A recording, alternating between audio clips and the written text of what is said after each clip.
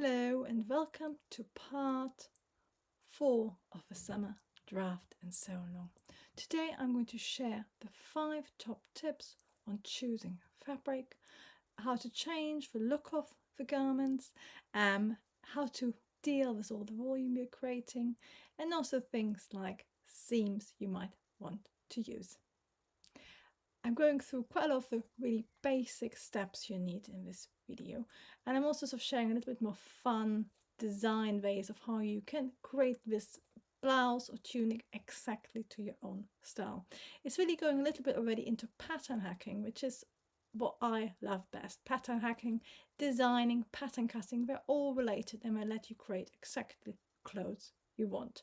And if you want to learn more about how you can design, pattern hack, pattern cut, and make the clothes you really want, do have a look in the description. I've put a link on how you can learn more with me.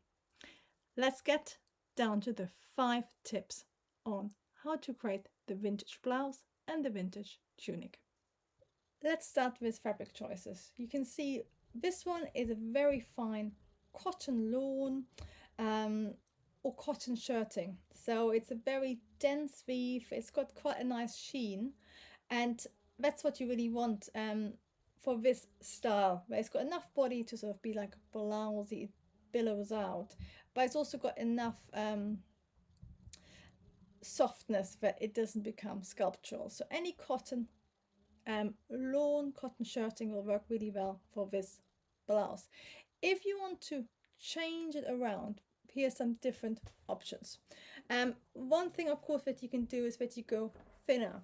If you make this thinner, so I've got a more cotton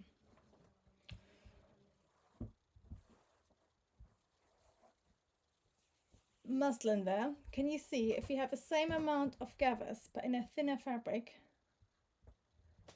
then it's going to be less voluminous, it's going to look less, and especially once it's been worn a few times, it's going to really be a less 3D and softer. And that is even truer if you go over to, for example, a silk. Let me have a look. I've got a thin enough silk. I'm going to go really thin silk to show you.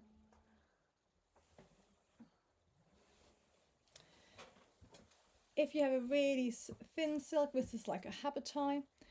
Again, if you have the gathers, to begin with they'll be voluminous, but then the weight will make them a lot less 3D flatter. So these are sort of main fabric choices I would go for the blouse. So cotton lawn, a very fine cotton shirting like a poplin. You can go thinner with something like a muslin, or you can use a really nice silk, and that will really change the style as well. So this will become a lot more high summer, and a silk, of course, will turn it from something which is quite sort of rustic, naive, into something a lot more smart and maybe also more appropriate for office wear and things like that. If you're going for really thin fabrics, of course, what you have to consider is we want the thinness in the body and sleeves. However, we want a little bit of structure in our neckline, because that needs to sit, and if it was too thin it would just collapse. So if you're going for thinner fabric, then it's really worth interlining or interfacing it. So it means either using a board iron-on interfacing, or actually using a more stable, thicker fabric to interface it. So I'm going to show you what I mean by that.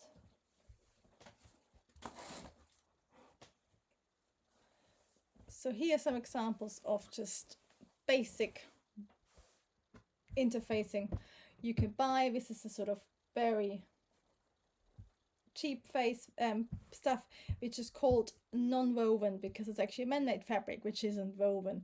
The problem is with stuff like that, if you iron it on, after a while it can become quite, it can sort of crumble, or the glue can wear off, and then what happens is that you left up with like a fabric which bubbles and stuff, which is not what you want to do. So it's always worth, if you're making something like that, a blouse you will wear a lot, is to use a woven interfacing. which you can either buy with iron-on, which means it's got a little bit of glue on it, or you can do what I prefer to do, which is to use a stitching interfacing. And in that case, you can either again buy things like couture canvas, a thin cotton interfacing, you can buy it specifically. Or if you're like me and you like using scraps, for example, if I made the blouse out of a really thin fabric like that, this is quite a stiff woven cotton, but you can see it's got quite a nice high sheen. It's got a nice body, so if I used that for just a neckline, it'd be a really nice stable stiff neckline, and then you would have the gathers underneath. And what is quite nice is because, can you see, by being interfaced, of course your neckline will be a lot more opaque. It'd be really solid compared to your see-through body. However, because we have the little gathers, if I let, can you see here, they will sort of be in a way a gradient from the solid neckline to the see-through body. So that works quite well, because if it was just a completely flat surface, it'd be a really big contrast, and I think it look a little bit strange. What is really important if you working in a see-through fabric is to choose a interfacing which works. So I actually think with a fabric like this, where it's a slightly off white, a very warm white, you don't want to choose a bright white interfacing. If I show you what happens, even if you just use that one, if you use a really bright white interfacing, it can look quite cold. So what you want to do is go the same tone, or maybe at one tone warmer, and that will make sure it blends in. And of course, if you're using a darker fabric, so I'm making my blouse out of a double gauze for, it'll be quite, it's a bit of an experiment how this will look. And double gauze is like a double cloth made of 2 layers of very thin muslin, and it's woven together so it doesn't come apart, and it has a sort of slightly wrinkled look, but it's very lightweight. And if I gather it, again, it's got not too much bounce, it's quite nice and gentle. So this one is very, very slightly see-through.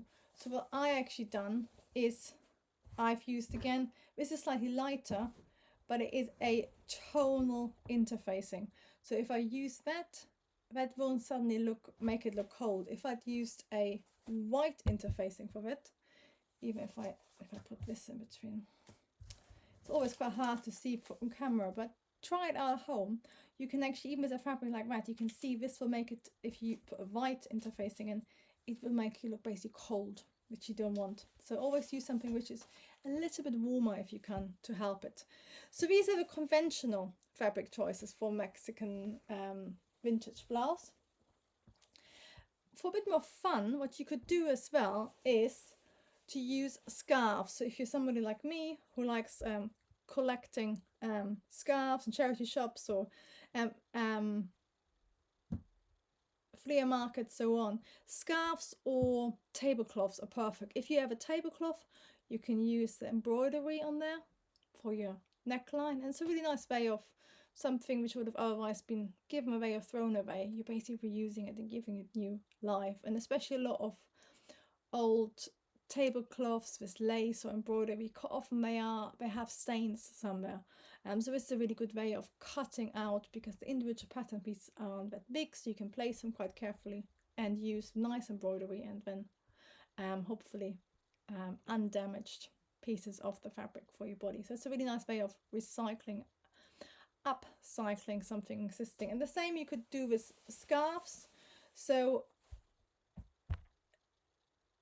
silk squares, whether this is a polyester one or real, they would be perfect for using something like that, because a silk square is exactly the weight which will look beautiful in a blouse like that. So if you use a full size 90 centimeters silk square, you could even make it a little dress. And then again, if you have some which have been damaged or ripped, you could use different ones for your sleeves and your neckline. So that's a really nice way of Again, using something you already have, giving a new life. And again, because this is a really thin silk, for the neckline pieces, again, I would interface them and make them stronger. But it'd be really good fun. You could use ones which have the same color and different prints or contrasting colors. And of course, you can find these scarves in different thicknesses as well. So this is like a chiffon scarf, again, from a charity shop. And again, you know,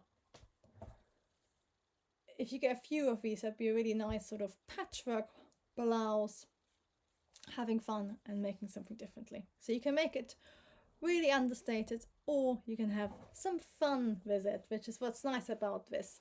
And in a minute, I'm going to talk about different options for the gathers as well, which again are going to make quite a difference. For the tunic style, the original one, of course, is in a super fine muslin fabric, which works really well because it has the airiness. For this style, because it has sleeves and it hasn't got any gathers, you want a really soft fabric. If you made this out of a stiff fabric, it would be like an armor, because you can see the sleeves come out completely straight. So the softness of the fabric allows that to drape around our body. If you use a stiff fabric out of this, it look completely different. So you'd get big pleats and stuff where you put your arms down. Of course, if you, this is actually sort of fitted at the shoulders. If you decided to make this oversized, and if you use a crisp shirting fabric, that would be quite nice, because it would be sort of interpretation of an oversized blouson and have that sort of quite Balenciaga sculpted shape, that crispness, where like a quite conceptual shape doesn't quite fit to your body. It sort of sits separate from your body. But if you want to have a normally fitting blouse or tunic, then I would definitely use a very soft fabric. And you can see this as embroidery around the neckline at the back. So again, what you could use if you have, sometimes you can get some really nice old voile curtains. You can use that and choose where you want to have a special ones. Or if you have a printed fabric with, again, with placement prints, you can use this. Alternatively, this will work really well if you want a more luxurious version. Like a silk habotai, a thin silk, a chiffon would be really luxurious. Slightly chiffon is trickier to work with, but the great thing is, because this is all squares, so you can literally work completely on the straight of grain, this chiffon. So it's probably the easiest chiffon garment to stitch, however still slightly trickier than a cotton. But yeah, a thin silk would drape beautifully on the body, so it works really well. Any sort of silks, again, you can use. If you think about the sort of silk square quality, that's quite a good one to use an example, because you probably will know what it feels like. Again, that will make a really nice blouse of this style. You can of course use also stripes, checks, and play around with how it's placed. So that's a really good way of trying out differently. Let's talk about something which is relevant for all the fabric choices you might make, which is the straight of grain, because everything, all the pattern pieces we're going to use for either of the styles are rectangles.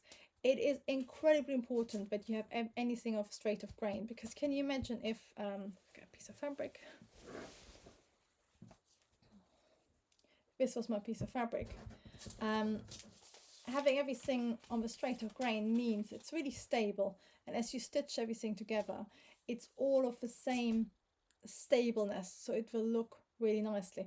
However, if you, for example, have one piece like that, that means the edge of the pattern there is going to be off the grain, half on the bias, which will make it stretch. If you try to then fit it to a straight of grey garment, it might either have like little puckers, or it will distort.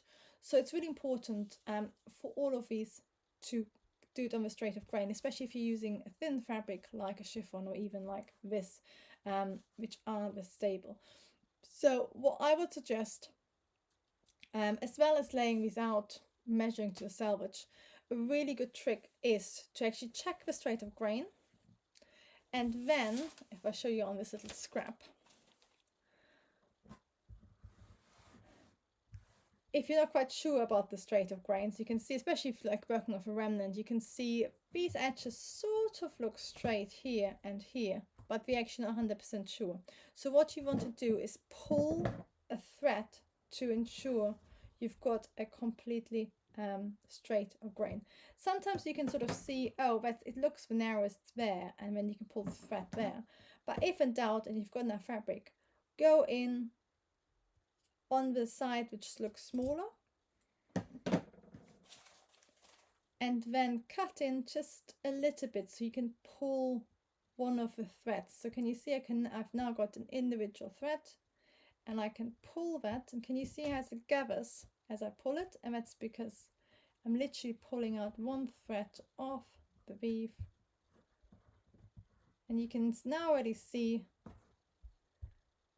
there's a line there. If I go up even closer, can you see? But as a line I can now cut, where basically the thread is a slightly different color, or if you have a print, for example, it's super easy.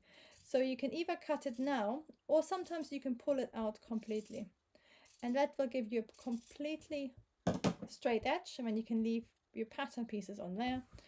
And then what you can do, of course, as well, even when you have a selvage, sometimes the selvage is a little bit wrinkly. Again, do the same thing the other way, and I'm going to pull it out all the way this time, so you can see how it looks like. Can you see if you pull it out all the way, you can literally see the light coming through, so it'll make it easier. But I've now got a perfect 90-degree there, which will make everything much easier.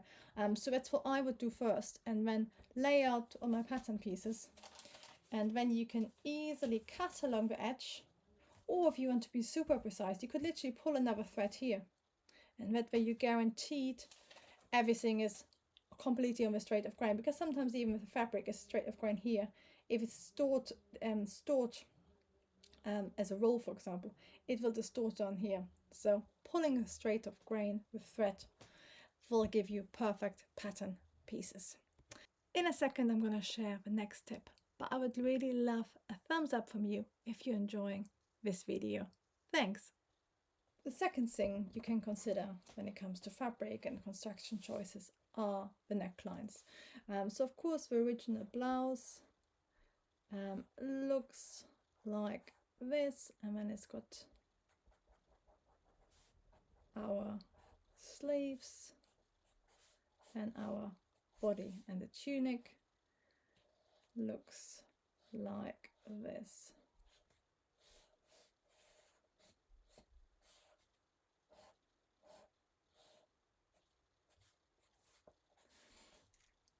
So these are the most standard and most straightforward options, especially for the blouse. However, for the blouse, what you can do is a neckline. If you don't want a square neckline, instead of having separate straps and like a front style, what you can do is you combine the two pattern pieces, if you want to, into like a shaped panel. So if you wanted to, if you're not a square neckline person, you can actually have a panel like this, for example, and then have it higher at the back, and then have it like this. It's slightly restrained what you can do with your neckline on the blouse, just because of course we're adding gathered rectangles to it. If however you're not that bothered about it being all rectangles, you could even have a shaped neckline like this, which would be really nice, and then you can again add a gathered bodice like this. However, if you do that, of course what you have to consider is that won't be a square, it'd be a shape like this. So you can draw it to match your bodice, and then you just will have to add slash lines and open it until you've got the amount of gathers you want. So these are the sort of neckline things you can adapt later on as you're making it. For the tunic, we're drafting it, already went through some of the options, but there are loads. So you could of course have a v-neck, general rules you have to get your head through. If you wanted to have a crew neck at the front without a button stand, what you could do, of course, at the back is add a little keyhole. So you just have a little button or hook at the top, and then you have a little keyhole opening. That will work really well as well. A third option, of course, I think I talked about, is if you want this but without the keyhole, you can move the keyhole to the front and make it like a feature, like you have on vintage blouses. So you often have necklines like that. And of course, you can have that keyhole at the front. The other option is to do a sort of a version of a little fold over shawl collar, where you basically draft a crew neck on the straight and then it's worn open like this. So you can have it like that as well.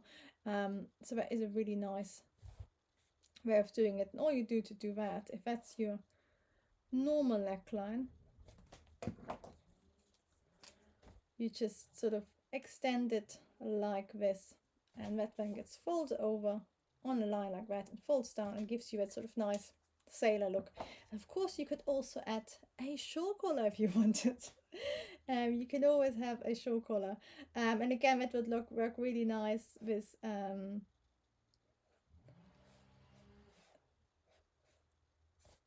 maybe even a keyhole. And you can use the vintage, there's a vintage shawl collar blouse on YouTube which has exactly this sort of collar. I will link it in the description and you can easily use that. So you can have quite a lot of options for different necklines after you've drafted it. On this one, it's super easy because you literally just change it. On this one, this is fairly straightforward. That will mean adapting the whole body. And the last thing, of course, if you go for original neckline, you can of course also have a pleat here to add a little bit more volume, which always looks really pretty. The third thing to consider is using other ways of gathering, sort of basically adding lots of volume to our neckline, because we need the volume so it can fit us, but not everybody wants gathers. So if I draw original again, the original of course has, if you remember the tutorial, it has double the amount of gathers as the panels, so it's 200%, so it's a lot. So one option of course is to decrease it, which is what I actually done this one I'm making, just because I haven't got a lot of fabric, and also it's a slightly thicker double gauze, so I've taken off a third of the gathers, just a starting point. And the great thing is what you can do as you're making the trowel, if you don't like it, you can take off more as well. Other options are, for example, to have mini tucks. So if I get a piece of fabric,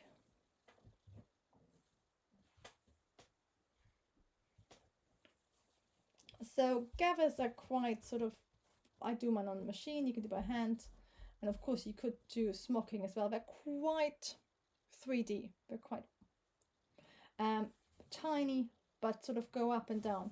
What you could do as well is you do little tucks, which are a little bit more controlled and which also look quite nice. You could do a few rows of top stitching to control it further, or again you could do hand stitching, a bit like what we use on gathers to control it. That's why you have a sort of smocking stitching that controls where you want the volume. You could use the same for either the gathers or for little pleats like that as well. It might look quite similar to the gathers, but a little bit more structured than the gathers. The other option is to actually make bigger pleats, and there's lots of options you could do it. So I was thinking, I've got the sort of Balenciaga inspired top, and there's a tutorial for it. I will put it in the description, but that, for example, only has one tuck in the middle, so it's got one deep pleat, not a tuck, deep pleat in the middle. So you could do that at the front and back. if you wanted to have a minimum amount of gathers, for example, you could just have gathers here and here. So where you sort of bust is where you definitely need it, and then you could have literally just your bust or your hip measurement if it's wider plus say 10 centimeters of ease, and then you could just have it as little gathers, so 5 centimeter either side as gathers. That could be quite concentrated, and that would work really well. And again, on the sleeve, of course, you don't need to have the gathers all the way around. You could just have, for example, a deep pleat here again, which could open up either way, which is always quite a nice detail. So you could have maybe just a one pleat or two pleats. It could either be this way around, which gives you a really nice detail on the top of the shoulder, or of course there could also be the other way around like that, which would look completely different. So these are the sort of options for gathers, and again the tunic of course doesn't have any gathers at the moment, but if you wanted to, you could actually add a few gathers here, which again is going to give you a slightly different style, and it would also give you a little more room for your shoulder section. So it will allow the fabric to drape around your shoulder nicely. And these are your options for different gathering or volume options. The next one I want to talk about is different facing options, and that is to do with, at the moment, all of these are, if I show you the tunic, that's just got literally pin hems everywhere, and the same goes for the maxing and blouse, and of course also even here it's just got a top stitched funnel for our gathering. So I'm going to draw out a few options for you to try out when it comes to facings around the neckline and the cuff, because I think that's going to really change the look from how original looks to how you want to maybe look at have it look for yourself.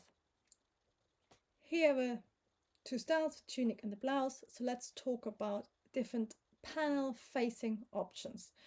For the tunic especially, at the moment it's just got the pin hems and then a separate button stand. You can really change the look by adding a panel. So what you could do, instead of having just binding or something, you could actually add a really nice facing like this, and that would also help with solidifying it because it would make it more stable. And all you do on your pattern, you draw on how you want your facing to be, trace that through, and then you can add seam allowance to the line you've drawn and cut the excess off, and then on the facing of course add seam allowance everywhere. But it's super easy and it look nice on that. But as I said before, you could also have a v-neck, and if you want to do a v-neck, that would really change the look of it, and it would also, because of course the v-neck is on the bias, it would really stabilize it. So that's a really nice way of using facings. You can also use facings, for example, on the cuffs.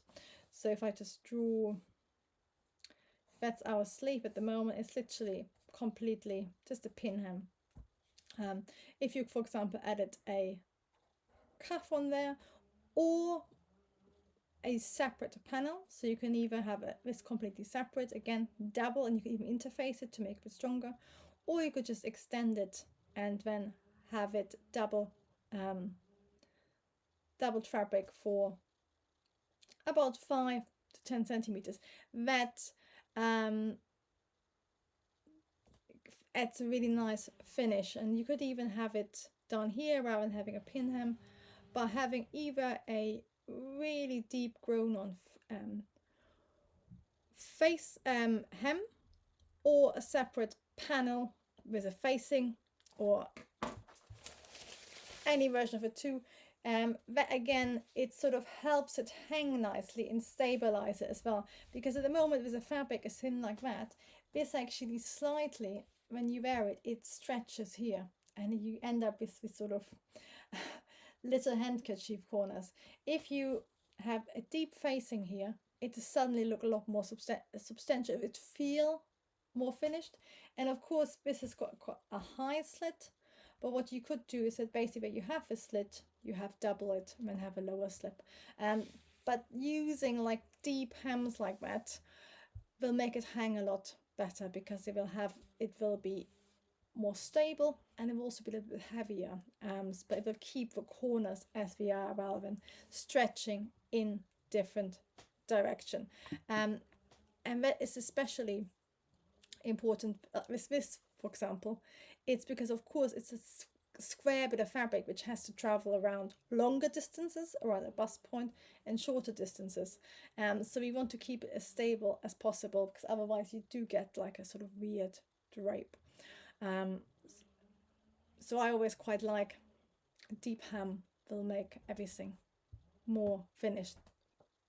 For the blouse, again we can use like a deep hem here, which again will give it a very different finish.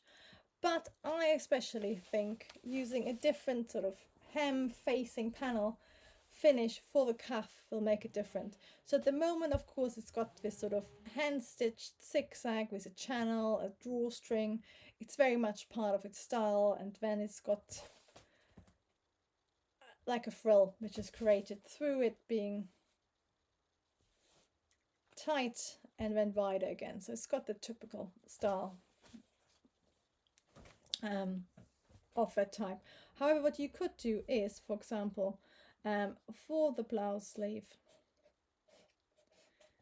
instead of a drawstring, what you could do is add a thin cuff, double, and then you can either have it the same width as your sleeve and then add elastic, in which case it will look like that, or for something more restrained, especially if you're using pleats, I would add a separate cuff and then actually stitch in the pleats of volume as I want to, so it's more restrained.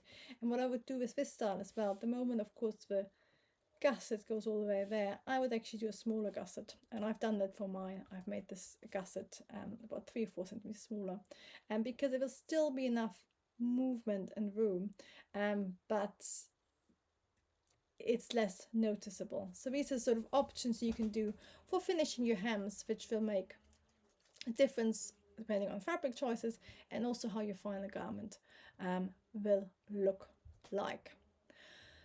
Let's finish off by talking about seams. So I already sort of talked about seams a little bit by talking about how you can change the necklines and hems like that.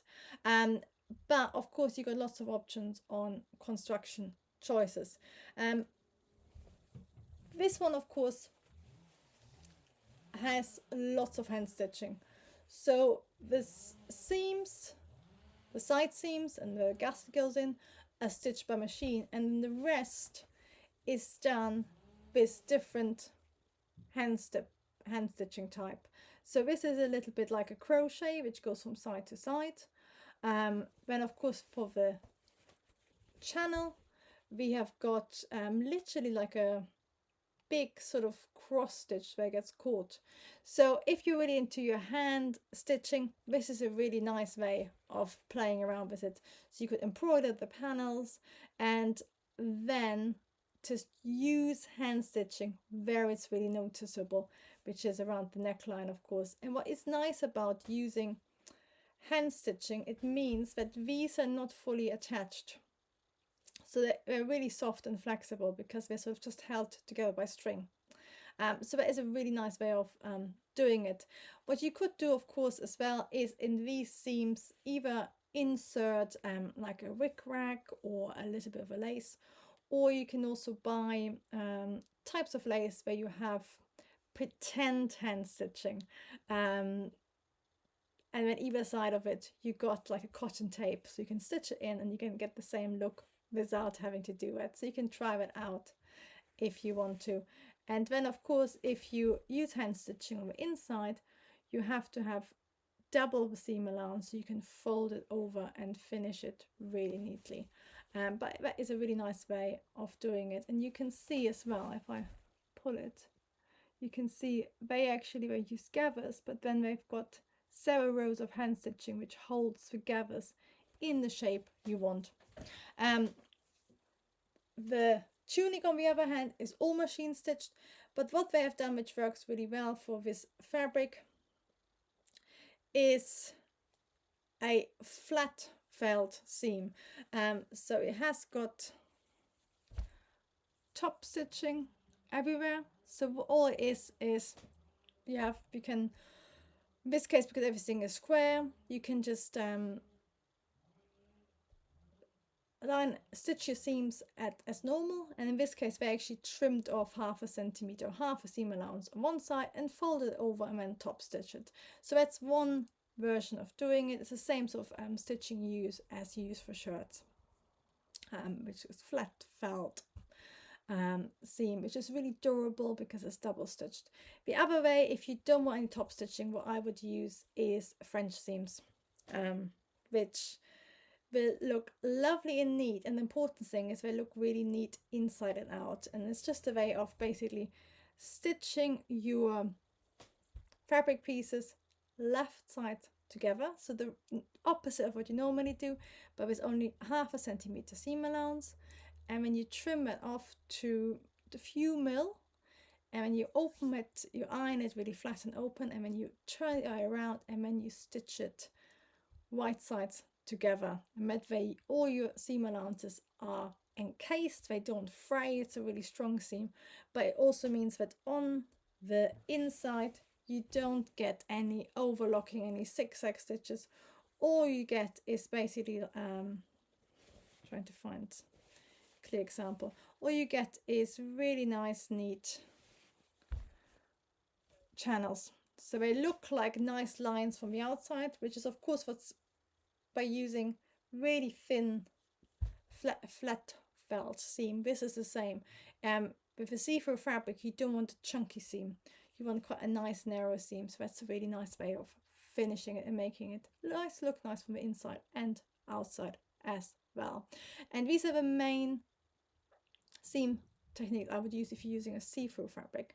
If you're using a non-see-through fabric, you can of course use your normal seam constructions as you wish. It'll make it a lot easier to a certain extent when having